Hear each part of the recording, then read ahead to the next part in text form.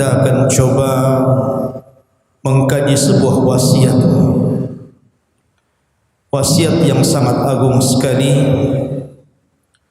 yang pernah diwasiatkan Nabiullah Nuh alaihi salatu wassalam kepada putra-putranya menjelang ajalnya.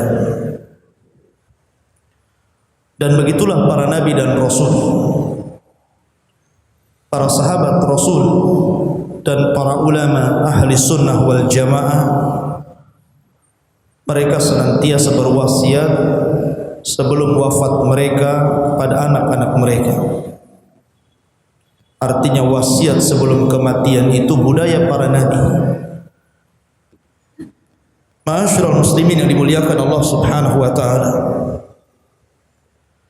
Nabi Nuh alaihi salatu wassalam adalah Abul Bashari Tsani, bapak manusia kedua setelah Adam alaihi salatu wassalam. Disebut bapak manusia kedua karena seluruh keturunan Bani Adam setelah terjadi tsunami, banjir bandang dan tufan di zaman Nuh alaihi salatu wassalam, tidak ada satupun jiwa yang hidup kecuali yang ada di perahu Nuh alaihi salatu wassalam. Dan setelah Allah Subhanahu wa taala selamatkan Nabi Nuh di bumi Irak, di Bukit Judi, maka keturunan pun kemudian menyebar, dan seluruhnya dari keturunan putra-putra Nuh alaihi salatu wassalam, dari Syam, Ham dan juga Yafis. Dari tiga putra Nuh inilah lahir keturunan Bani Adam sampai hari kiamat. Dari sini maka para ulama menyebut Nuh itu bapak manusia kedua setelah Adam. Nabi Nuh alaihi salatu wassalam, sebagaimana ma'ruf dalam sejarah, Allah Subhanahu wa taala berikan usia yang cukup panjang sehingga dia mendapati beberapa generasi di bawahnya. Bahkan Al-Quran sendiri menjelaskan bahwa Nuh alaihi salatu wassalam ketika diangkat menjadi nabi dan rasul, dan dia adalah awal daripada seorang rasul dan ulul azmi minar rusul, beliau berdakwah selama 950 tahun. Itu usia dakwahnya saja, belum usia dia sendiri. Artinya Nuh diberikan rezeki oleh Allah berupa usia yang panjang.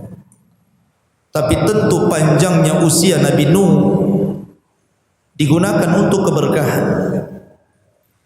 Makanya kalau kita ingin berdoa kepada Allah supaya diperpanjang usianya, jangan hanya diperpanjang saja, tapi juga diberkahi.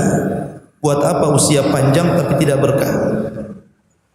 Nambah-nambah masalah di akhirat nantinya. Lah Nabi Nuh alaihi salatu wassalam di ujung hayatnya berwasiat kepada anak-anaknya, wasiat yang sangat agung dan dicatat dalam hadis-hadis Nabi.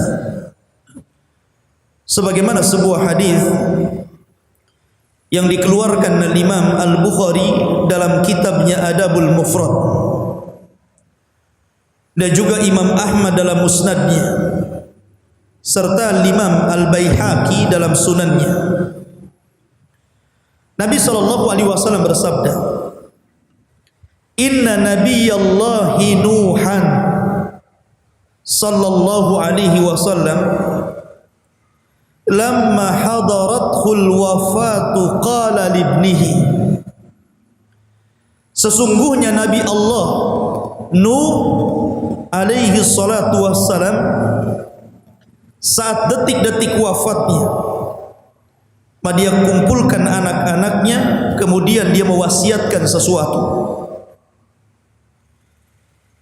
Kata Nuh alaihi salatu wassalam, inni qasin alaikal wasiyah, dengarkan wahai putra-putraku, saya ingin menyampaikan wasiat kepada kalian.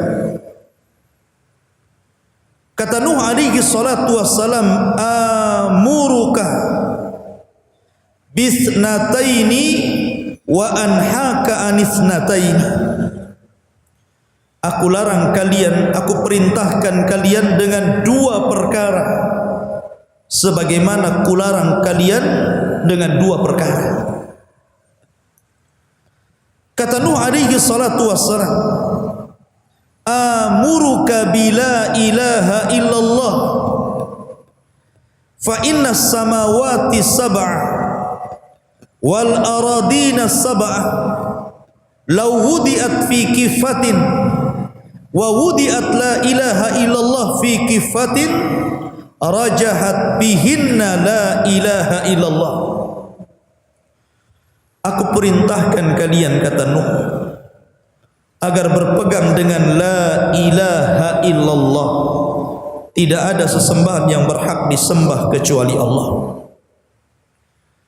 Karena sesungguhnya langit dan 7 lapisnya, bumi dan 7 lapisnya, kalau diletakkan di satu neraca timbangan, kemudian la ilaha illallah diletakkan di neraca timbangan satunya, maka la ilaha illallah itu lebih berat dibandingkan langit dan bumi. Kemudian dia mengatakan, walau anna samawati sab'ah wal aradina sab'ah kunna halqatan mubhamatan qasamathunna la ilaha illallah. Dan kalau seandainya langit dan bumi dan seluruh 7 lapisnya mereka berbentuk sebuah lingkaran yang sangat besar, maka la ilaha illallah akan menutupi semuanya. Ini wasiat yang pertama.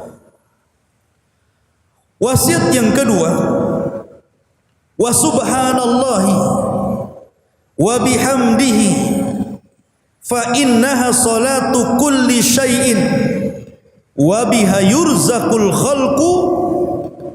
Dan perkataan subhanallah jangan kau tinggalkan, wa bihamdihi, subhanallah wa bihamdihi jangan pernah kau tinggalkan.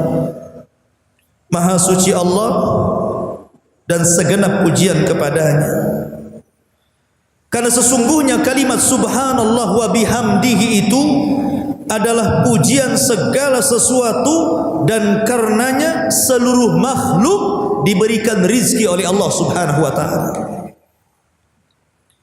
Kemudian Nuh mengatakan wasiatnya yang lainnya, wa anhaka anisyirki wal kibri, dan aku larang kalian dari kesyirikan dan kesombongan.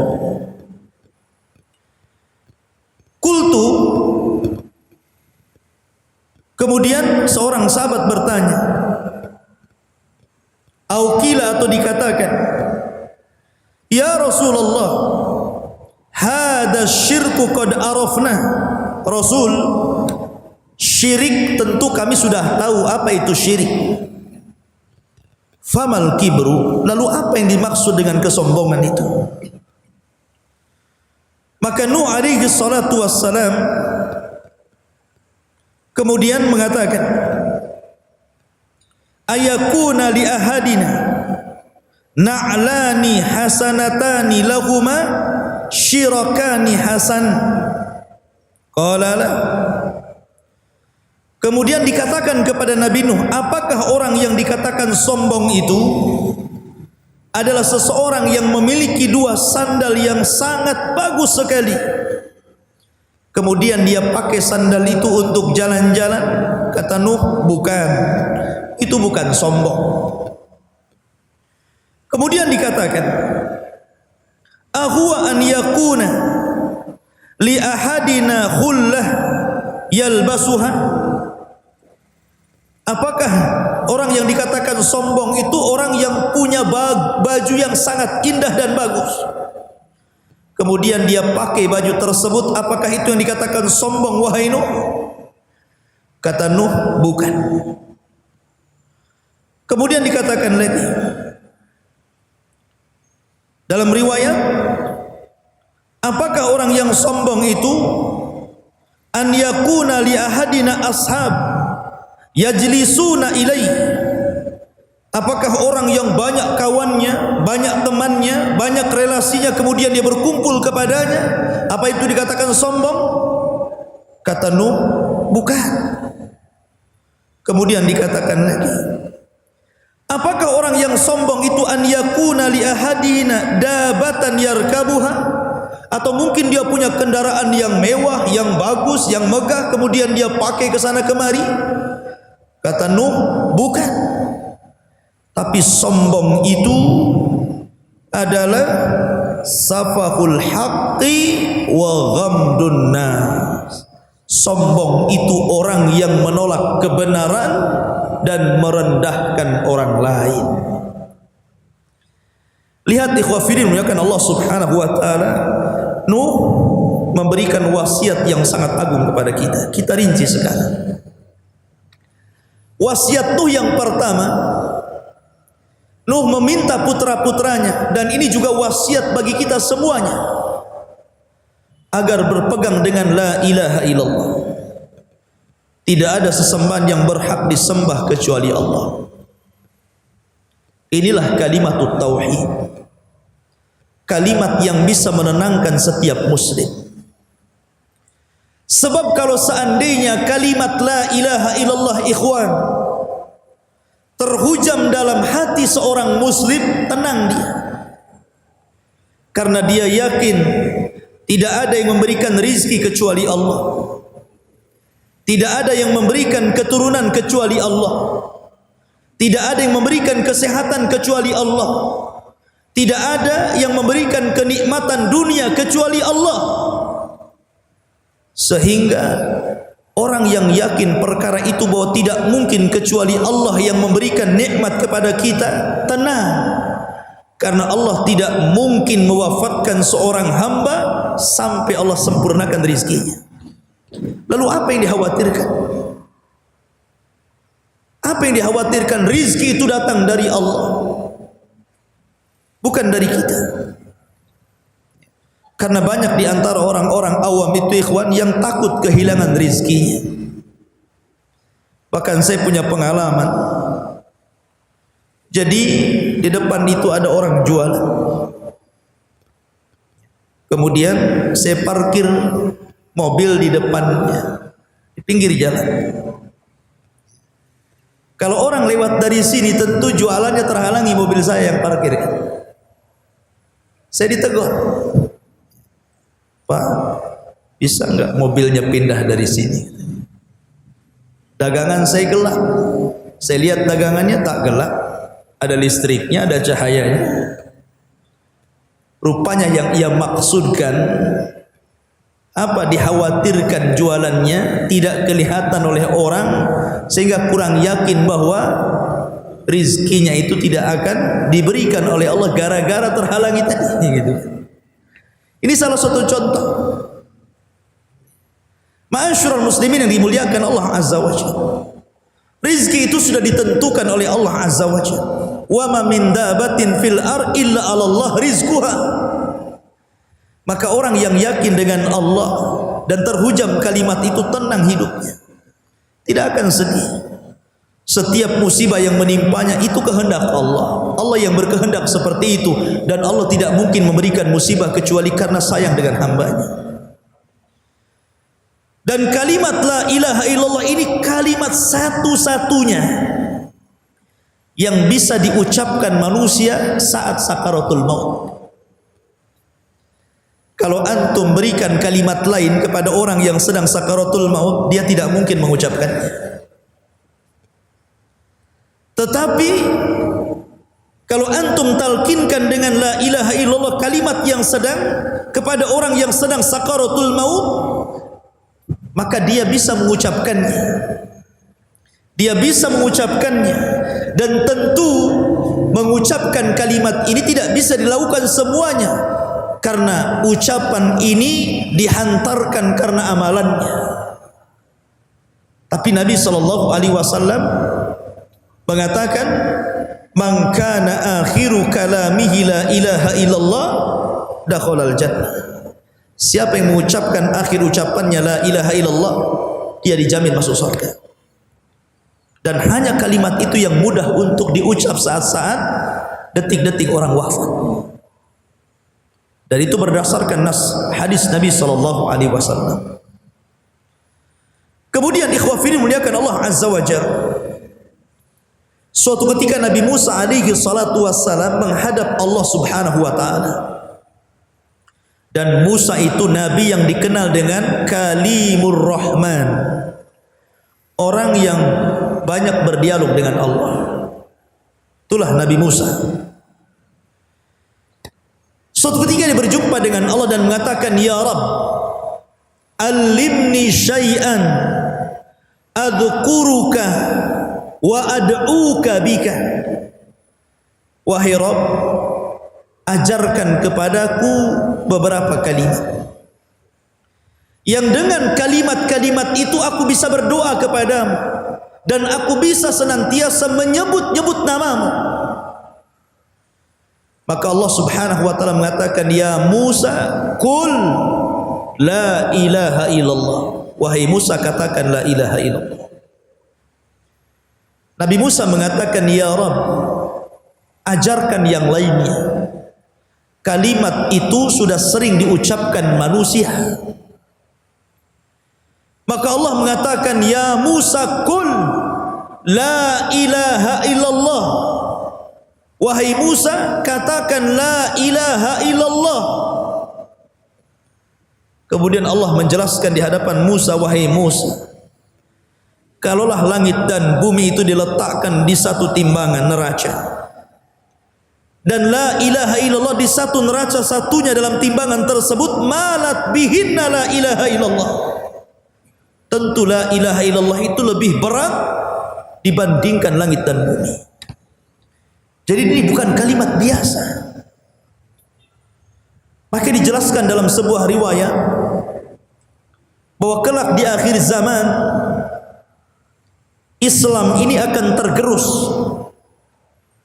sehingga banyak orang yang tidak kenal sholat, tidak kenal puasa, tidak kenal haji, tidak kenal ibadah-ibadah yang diperintahkan kepadanya, dan itu kelak di akhir zaman. Dan rupanya apa yang disabdakan Nabi menjadi sebuah kenyataan. Hari ini banyak orang-orang yang tidak kenal sholat. Bahkan orang yang sholat sendiri tidak tahu hukum-hukum sholat. Banyak orang yang tidak puasa. Bahkan orang yang puasa sendiri tidak tahu hukum-hukum puasa. Banyak orang yang haji, yang tidak pernah haji, bahkan yang haji pun tidak kenal hukum-hukum haji, ngikut mutawifnya saja. Dan di akhir zaman orang sudah tidak akan kenal sholat, zakat, puasa dan ibadah yang diperintahkan, sehingga mereka hanya mengenal satu, la ilaha illallah. Kalimat la ilaha illallah. Kemudian seseorang bertanya kepada Hudzaifah ibnul Yaman. Hudzaifah ibnul Yaman ini seorang sahabat yang merupakan sirrun Nabi, pemegang rahasia Nabi. Seluruh orang-orang munafik nama-namanya ada pada Hudzaifah catatannya. Tidak ada orang yang tahu kecuali Nabi dan Hudzaifah saja. Makanya disebut sirrun Nabi, pemegang rahasia Nabi. Dan dialah yang banyak meriwayatkan hadis-hadis tentang fitnah akhir zaman. Orang ini bertanya kepada Hudzaifah, ya Hudzaifah, Raqib dan Atid salah nyata? Kata dia mengatakan, tidak ya Rabb, semua sudah benar, ini kesalahan. Maka Allah mengatakan, alaka hasanah, kamu punya kebaikan. Maka orang ini sudah ngedown dulu, sudah mentalnya turun melihat kesalahan yang begitu banyak. Dia mengatakan, ya Rabb, sekalipun saya punya kebaikan, apalah artinya dengan kesalahan ini? Ini baru satu, yang 98 belum dibuka tuh. Makanya dia mengatakan, apalah kebaikan yang aku miliki ya Rabb dibandingkan dengan kesalahan ini. Akhirnya Allah subhanahu wa ta'ala keluarkan kartu sakti. Tidak, kata Allah, kamu punya kebaikan yang bisa mengimbangi 99 catatan burukmu. Kemudian Allah keluarkan kartu dan bertuliskan la ilaha illallah. Artinya ketika dia meninggal dunia, dia tidak menyekutukan Allah sedikit pun. Mungkin dia berzina, mungkin dia minum khamar, mungkin dia mabuk, mungkin dia membunuh orang, mungkin dia berbuat zalim, dan seluruh perbuatan dosa dia lakukan. Tapi saat dia meninggal dunia, dia membawa la ilaha illallah dan tidak menyekutukan Allah sedikit pun. Akhirnya kemudian Allah subhanahu wa ta'ala timbang 99 itu di satu neraca, dan kartu sakti la ilaha illallah di neraca satunya tiba-tiba malat bihinna la ilaha illallah. La ilaha illallah lebih berat. Kemudian Allah masukkan dia ke dalam surga. Lihat bagaimana keutamaan la ilaha illallah. Di zaman Nabi SAW ada seorang kakek, dah tua, usianya hampir 100 tahun. Dari kecil sampai tua tidak pernah berbuat baik, jahat terus. Semua maksiat sudah dia lakukan.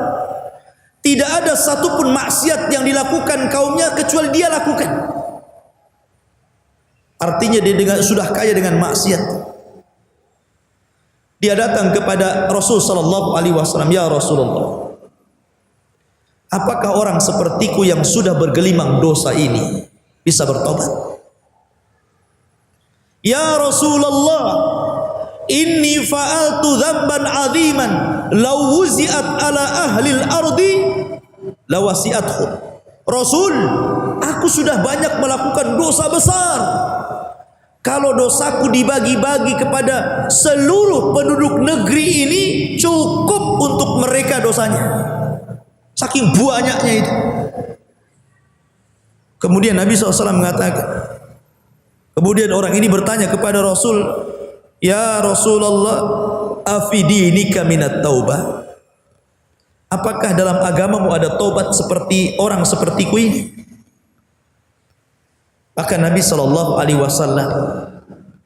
atasyhadu an la ilaha illallah wa anni Rasulullah, maukah kau bersaksi bahwa tidak ada sesembahan yang berhak disembah kecuali Allah, la ilaha illallah, dan aku adalah utusan Allah?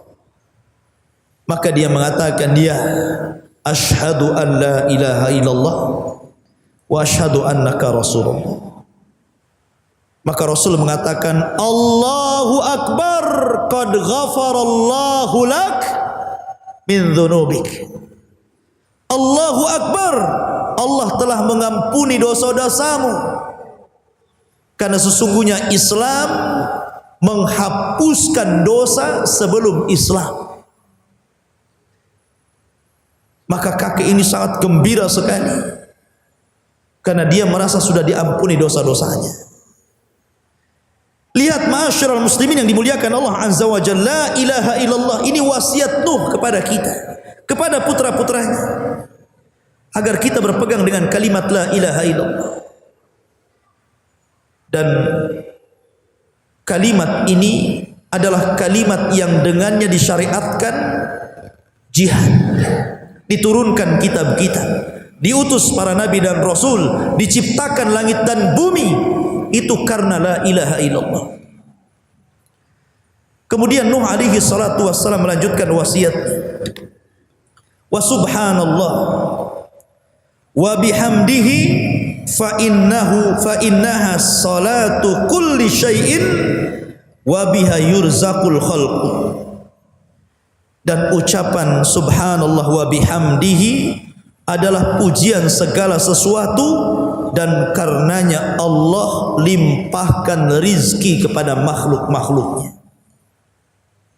Ikhwatu fiddin, Nabi SAW bersabda, "Man qala la ilaha illallah, man qala subhanallah wa bihamdihi, ghurisat lahu nakhlatun fil jannah." Barang siapa yang mengucapkan subhanallah wa bihamdihi, maka satu ucapan cukup Anda telah menanam satu pokok kurma di surga. Bahkan dalam riwayat, kalau Anda baca mi'atu marrah, 100 kali dalam sehari, maka Rasul mengatakan Allah akan hapuskan dosa-dosamu, walaupun dosa-dosamu seperti jumlah buih yang ada di lautan, kazabadil bahari. Artinya kalimat ini sangat dalam, kalimat subhanallah wa bihamdi ini. Maka jangan pernah tinggalkan kalimat subhanallah wa bihamdi. Gunakan ini untuk zikir. Subhanallah bihamdihi, subhanallah bihamdihi, subhanallah bihamdihi. Kan mudah ya, tapi pahalanya besar, dan ini wasiat Nuh kepada anaknya. Kemudian yang kedua, kata Nuh alaihi salatu wassalam, kularang kalian dua perkara. Yang pertama asyirku, kesyirikan. Syirik ini bahaya ikhwan, karena seberapa besar pun amalan yang antum lakukan karena Allah, itu bisa dimusnahkan dalam sekejap dengan perbuatan syirik.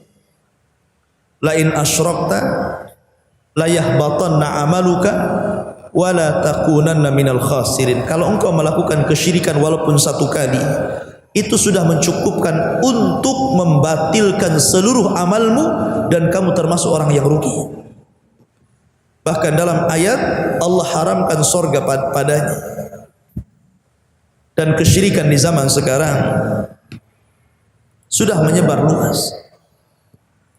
Bahkan saya pernah beberapa hari yang lalu membaca ataupun melihat video yang tersebar di medsos.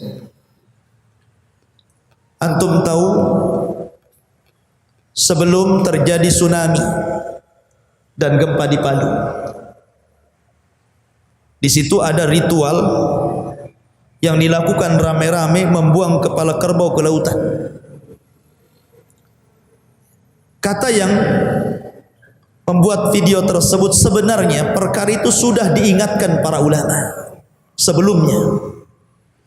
Bahkan setiap melakukan ritual seperti itu selalu ada keanehan alam ini. Kadang ada angin kencang, ada ini dan itu gitu. Tetapi rupanya tidak diindahkan, masih juga melakukan kemungkaran. Ritual larungan bahasa kitanya mungkin ya, melempar kepala kerbau ke lautan. Pasti ada sebuah keyakinan ikhwan. Kan sayang kepala kerbau dilempar ke lautan kan. Bagus antum buat gulai. Kalau bukan tidak ada maksud melempar ke lautan, pasti ada maksud. Dan ingat, Nabi SAW bersabda, "Man dzabaha li ghairillahi faqad asyrak." Siapa yang menyembelih bukan karena Allah, maka dia telah melakukan kesyirikan. Dan syirik itu sebesar-besar dosa. Kalau seandainya perzinahan saja yang bukan dosa syirik, dikatakan dalam sebuah riwayat, apabila perzinahan itu sudah menyebar pada sebuah kaum, berarti kaum itu sudah halal untuk diazab. Makanya salah satu ceramah wasiat Abu Bakar Siddiq radhiyallahu anhu ketika awal menjadi khalifah, dia mengatakan, ayyuhan nas, wa antasyi'al fahishatu fi qaumin qad illa amma humullahu bil bala. Tidaklah sebuah fahisyah perzinahan menyebar-nyebar di sebuah daerah dan tidak terbendung, kecuali mereka sudah menghalalkan untuk ditimpakan bala bencana kepada mereka. Lah kalau dosa besar saja setingkat zina mengundang bala, mengundang azab Allah kepada mereka, apalagi dosa di atas itu. Dan dosa syirik itu jauh lebih besar dibandingkan dosa zina.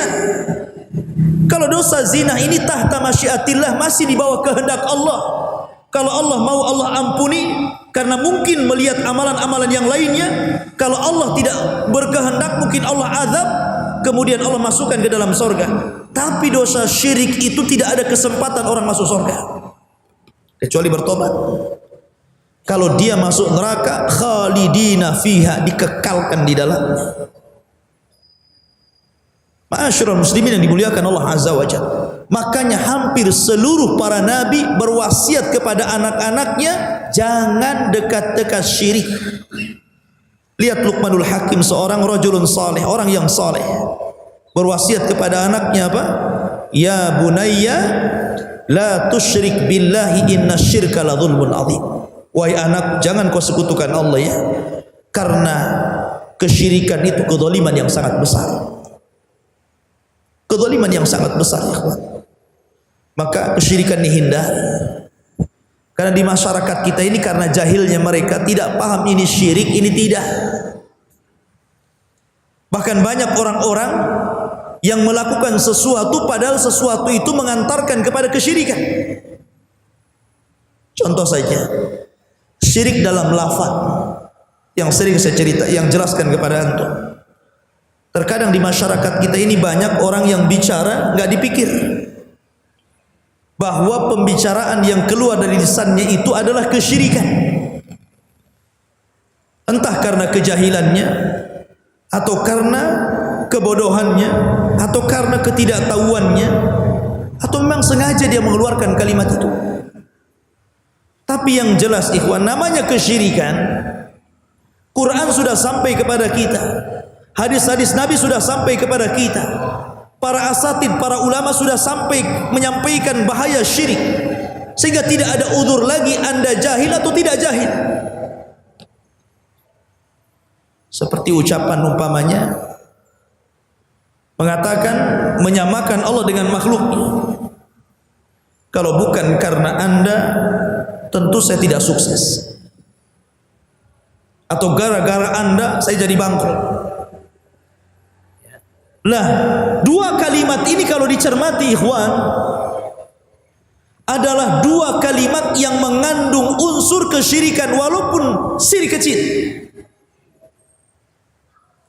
Karena dia telah menafikan Allah Subhanahu wa taala, bahwa Allah Subhanahu wa taala yang menjadikan sukses seseorang.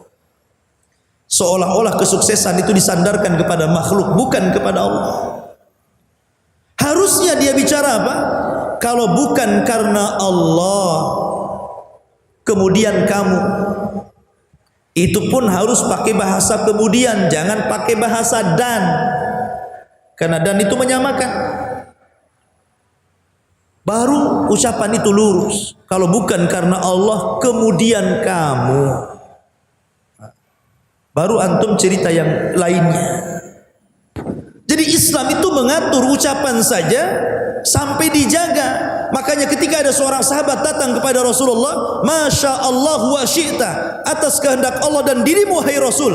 Kata Rasul, jangan kau katakan seperti itu, tapi katakanlah Masya Allah wahdah, atas kehendak Allah saja, dan jangan bawa-bawa diriku. Ini Nabi takut kalau melakukan kesyirikan. Ma'asyiral muslimin yang dimuliakan. Kemudian yang terakhir kata Nuh alaihi salatu wassalam, wal kibru, dan sombong. Jauhi kesombongan. Karena penyakit sombong ini yang menjadikan iblis terlempar dari sorga, dan Allah usir, bahkan Allah laknat iblis. Karena kesombongan iblis kan. Ketika Nabiullah Adam alaihi salatu wassalam ditiupkan ruh, disaksikan para malaikat, iblis hadir di situ. Kemudian Allah katakan, kepada para malaikat, wa idh qulna lil malaikati isjudu li Adam. Kami katakan kepada para malaikat, sujud kalian kepada Adam. Fasajadu, seluruh malaikat sujud illa iblis. Apa alasannya? Aba wastakbara. Seluruh malaikat sujud kecuali iblis karena dia enggan dan sombong. Ya. Karena kesombongan inilah Allah usir iblis dan Allah laknat sampai kiamat. Sombong itu sifat Allah, bukan sifat manusia. Allah yang mengatakan al-mutakabbir. Allah menyebut dalam Al-Quran di 5 tempat bahwa sombong itu hanya boleh bagi Allah, sifat bagi Allah, dan tidak boleh makhluk disifati dengan sifat sombong. Karena sifat itu khusus bagi Allah Subhanahu wa ta'ala. Siapa kita? Kita ini keluar, maaf, dari 2 lubang tempat keluar buang hajat, tempat keluar najis. Pertama dari suami mengeluarkan dengan syahwat, kemudian dari istri mengeluarkan dengan kebencian karena enggak suka sebenarnya perempuan melahirkan itu sakit. Tapi memang sudah kodratnya wanita itu memang melahirkan, mau tidak mau dia harus melahirkan. Sehingga Allah Subhanahu wa taala mengatakan, wallahu akhrajakum min butuni ummahatikum la ta'lamuna syai'a. Allah yang keluarkan kalian dari perut ibu kalian. Kalian tidak tahu apa-apa, mata saja enggak lihat, telinga saja enggak dengar, kemudian badan saja masih lemah, tidak bisa bergerak. Kemudian pelan-pelan Allah berikan pandangan, jarak dekat sampai kemudian jarak jauh. Allah berikan pendengaran mulai jarak dekat sampai jarak jauh. Kemudian Allah kuatkan tangan sehingga bisa bergerak. Allah kuatkan kaki sehingga bisa melangkah. Allah berikan kecerdasan sehingga dengan kecerdasan itulah dia mendapatkan ilmu, dan dengan ilmu dia raih dunia sesuai dengan yang Allah takdirkan kepadanya. Lalu tiba-tiba Anda sombong di hadapan Allah. Siapa Anda ini? Sombong itu hanya milik Allah. Makanya ketika dunia ini dihancurkan sehancur-hancurnya, kullu man 'alaiha fan, kullu man 'alaiha fan, seluruh makhluk Allah hancurkan sehancur-hancurnya. Langit digulung, bumi dalam genggaman, seluruh manusia diwafatkan. Bangsa jin dan malaikat juga diwafatkan. Tidak ada makhluk kecuali Allah.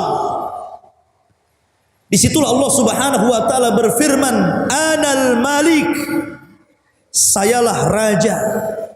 Ainal Jabbarun, Ainal Mutakabbirun.